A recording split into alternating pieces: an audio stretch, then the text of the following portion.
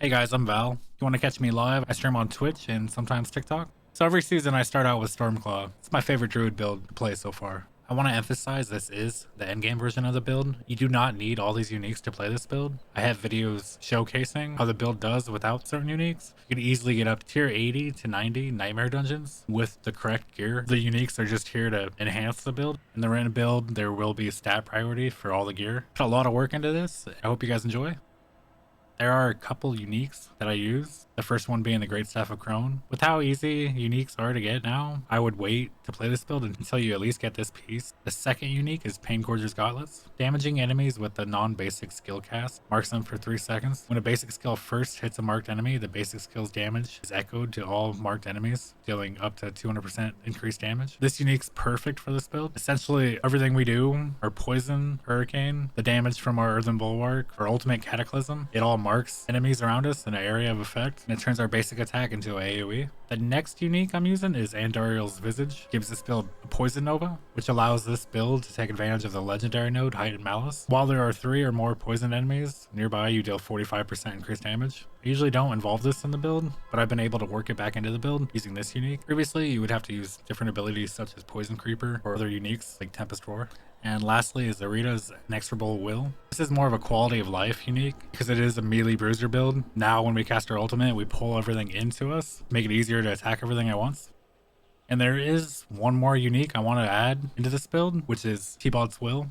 The main reason I want to add this unique is to add an extra 40% increased damage while unstoppable, which in this build, you're continuously spamming Earthen Bulwark, so you should have unstoppable up at almost all times. And it does carry over for 4 seconds after it ends as well. To accomplish this, I am going to have to improve my gear a little bit. I'm going to have to work on my defense.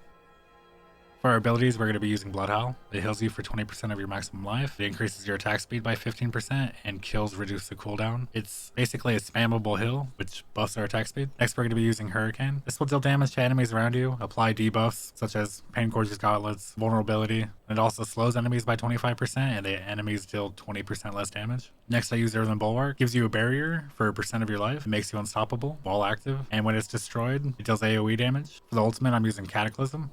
Lightning strikes from Cataclysm make enemies vulnerable for 6 seconds. Our main ability, our basic attack, Claw. Claw's attack speed is increased by 15%, and Claw has a 15% chance to attack twice. With the Great Staff of Crone, this will also be applying Storm Strike and Vulnerability. And finally, I'm using Debilitating Roar. This is another defensive. We have 3 defensives total in this build. It fortifies you for 22% of your maximum life. It also reduces nearby enemy damage dealt by 70% for 4 seconds.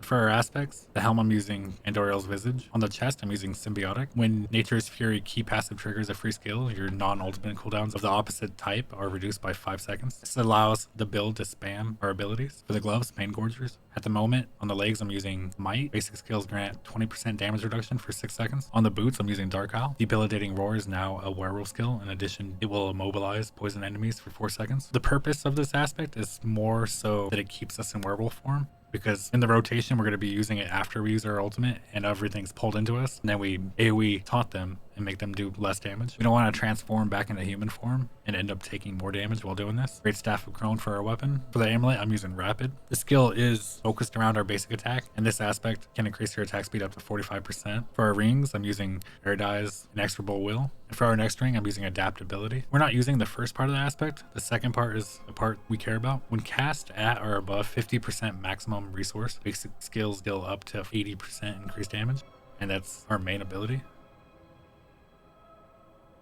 For the skill tree, we're going to put 5 points in the Claw. This is our main attack. 1 point in Enhanced Claw, and 1 point into Wild Claw. Now we're going to put 5 points in the Storm Strike, because when we use Claw, we will also be using Storm Strike. 1 point in Enhanced Storm Strike, and 1 point to Fierce Storm Strike. This is where most of our vulnerable debuff comes from. For the core skills, put 3 points into Predatory Instinct, and 3 points into Digit Grade Gate. Or the defensive skills, 1 point at Earthen Bulwark, 1 point in Enhanced Earthen Bulwark to give us Unstoppable, and 1 point in Innate just to increase our damage. Next, 1 point into Ancestral Fortitude, just to max out our resistances. And once you do max them out, you can remove points from the Paragon tree as you see fit. 3 points into Vigilance. Again, we have 3 defensive abilities, and we're going to be spamming them, so we should have extra 15% damage reduction at all times. 1 point of Debilitating Roar, and 1 point Enhanced. And then I actually took a point out of Preserving. I don't feel like the pill over time was needed, and it only lasts for 4 seconds. Next, we're going to be putting 1 point of Blood Howl, 1 point into Enhanced Blood Howl, and Preserving Blood Howl. In the Companion skill tree, we're not using any points. In the RAS skills, put 1 point in Elemental Exposure, 3 points in Endless Tempest. This is big for the build. We need Hurricane and Cataclysm up as much as possible. And then 1 point in Charge Atmosphere just for a little more damage. 1 point of Hurricane, 1 point Enhanced Hurricane for the slows enemies by 25%, and 1 point in Savage Hurricane. And then 1 point in Neurotoxin, and 1 point in Toxic Claws, then 3 points in Envenom. This is seeing a lot more utility now with the unique Andoriel's Visage, because we're casting AoE Poison Nova, which is triggered pretty consistently. For ultimate skills, I put 1 point in Cataclysm, Prime, and Supreme Cataclysm, 3 points into Defiance, 3 points into Natural Disaster, and 3 points into Resonance. I move these points from the Wrath tree to provide more consistent damage. And for the key passive, Nature's Fury is huge. It's used in most Druid builds. Casting a Earth skill has 30% chance to trigger a free Storm skill, and vice versa. So essentially when we use Cataclysm, it's going to be proccing Petrify 30% of the time as well. So we get bonuses from multiple skills. And with the symbiotic aspect, it reduces the cooldown of our abilities, so we are able to use them more often. For the Spirit Boons, I'm using Wariness. You take 10% reduced damage from elites. Heaving Wrath, gain 30% critical strike damage. And Bolster, which is huge for this build, because we are using 3 defensive skills, Blood Howl, Earthen Bulwark, and Debilitating Roar. It should keep our Fortified topped off at all times, which is a huge part of our defense. Next, we're using Overload for more damage, and Calm Before the Storm to keep our ultimate uptime as high as possible. For the Construct, I'm using Flash of Adrenaline, Tactical Support to decrease the cooldown, Duration Support to increase the duration, and Safeguard to give me 15% damage reduction for 7 seconds. Next, I'm using Protect. I just prefer it at the moment. With Fortify, Initiative, and Gripping Support, I don't yet have the legendary Governing Stones, but I will put those into the build when I get them. I am currently testing out all the combinations of the damaging construct abilities, but at the moment, this is what I'm using. This is a tier 100 Nightmare Dungeon. I just wanted to throw it in there to show you what the build's capable of. There's still work to be done. There's still enhanced damage to gain from unique gloves, aspect adaptability, working in the unique T-Vault's will.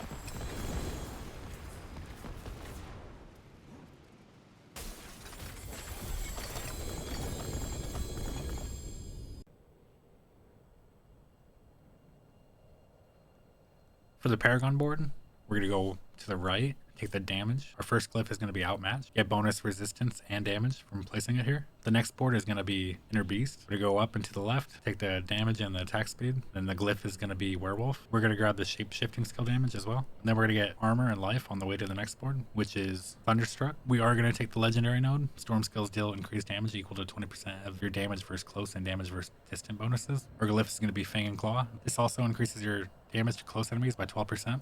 They gave us extra damage reduction and storm skill damage. The next board is going to be Constricting Tendrils, and the glyph will be Earth and Sky. Nature magic skills deal 10% increased damage to crowd controlled or vulnerable enemies. And it also buffs the maximum life and the nature magic skill damage that we get from the nodes in this area. Then we're going to go up to the Lust for Carnage board, and our glyph's going to be Spirit. Critical strikes increase the damage an enemy takes from you by 2% for 20 seconds, up to 12%. And we're going to grab all the dexterity. And we're going to go back down to the Constricting Tendrils board, and we're going to go down. We're going to grab the bonus resistance as we make our way towards the ancestral guidance board. We're not going for the legendary node. The reason to go to this board is all the bonus basic attack damage. And the glyph we're going to be taking here is territorial. You gain 10% damage reduction against close enemies. And there's also more resistances in this tree. Then we're going to go back to our second board, Inner Beast. And then we're going to go out the right side to our final board, Heightened Malice. We are taking the legendary node. This is possible in this build because of the unique helm and Ariel's visage. In the past seasons, I would leave this out. Stormclaw would be built differently, but now we are able to obtain it and increase our damage by 45%. Then we also pick up more maximum life and a little bit of poison resistance here. Like I said, I will be trying to work in T-Bald's will, and I'm pretty confident that I can. I just need to get certain upgrades. Hope you guys enjoyed the video. I am still planning on keeping this build up to date like I have been, and I'm also going to be trying out other builds soon. I have a couple builds that I'm already working on. Thank you guys for watching. I appreciate your guys' support, and I'll see you next time.